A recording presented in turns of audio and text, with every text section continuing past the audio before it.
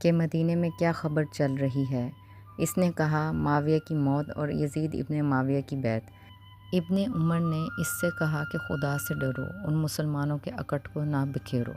اس کے بعد کچھ عرصے تک مدینہ رہا اور جب دیکھا کہ مختلف شہروں کے لوگ یزید ابن معاویہ کے ساتھ بیعت کر رہے ہیں تو وہ بھی ولید کے پاس گیا اور بیعت کر لی اور کہا اگر خیر بھلائی ہے تو راضی ہیں اور اگر مصیبت ہے تو صبر کریں گے۔ کچھ مدت کے بعد جب لوگوں نے یزید ابن معاویہ سے بیعت توڑی تو عبداللہ ابن عمر نے اپنے بیٹوں سے کہا کہ یزید کے ساتھ ہماری بیعت اللہ تعالیٰ اور اس کے رسول صلی اللہ علیہ وآلہ وسلم کے ساتھ بیعت تھی، اور میں نے پیغمبر اکرم صلی اللہ علیہ وآلہ وسلم سے سنا ہے کہ اگر کوئی اپنی بیعت کو توڑے تو اس کا ٹھکانہ جہنم ہے، اس لیے اگر کوئی یزید سے بیعت توڑے گا تو میرا اس کے ساتھ کوئی رابطہ نہیں رہے گا۔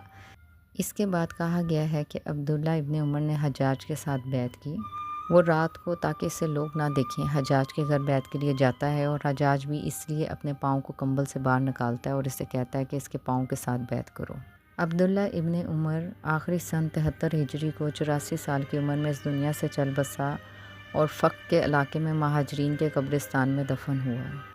پس عبداللہ ابن عمر کو حضرت امام حسین علیہ السلام کی جب روانگی کی خبر ملی، وہ بھی آپ علیہ السلام کے پاس آیا اور درخواست کی گمراہ لوگوں سے سمجھوتا کر لیجیے۔ اس طرح آپ علیہ السلام کو جنگ اور مارے جانے سے ڈرایا۔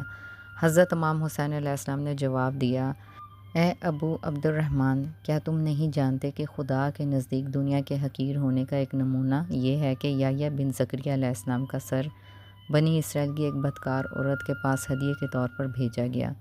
کیا تم نہیں جانتے کہ بنی اسرائیل نے طلوع فجر سے طلوع آفتاب تک خدا کے 70 پیغمبر قتل کیے تھے اور روزمرہ کے امور میں ایسے مشغول تھے جیسے کچھ ہوا ہی نہیں؟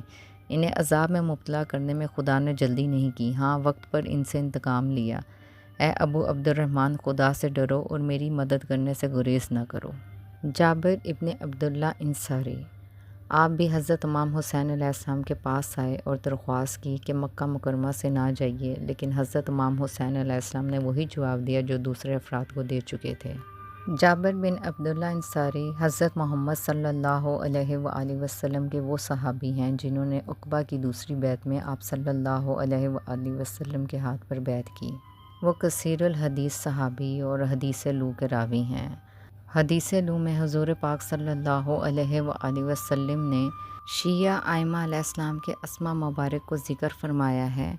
جابر کے والد رسول خدا صلی اللہ علیہ وآلہ وسلم پر ہجرت سے پہلے ایمان لائے اور دوسری بیعت عقبہ میں رسول خدا صلی اللہ علیہ وآلہ وسلم کے ساتھ عہد کیا۔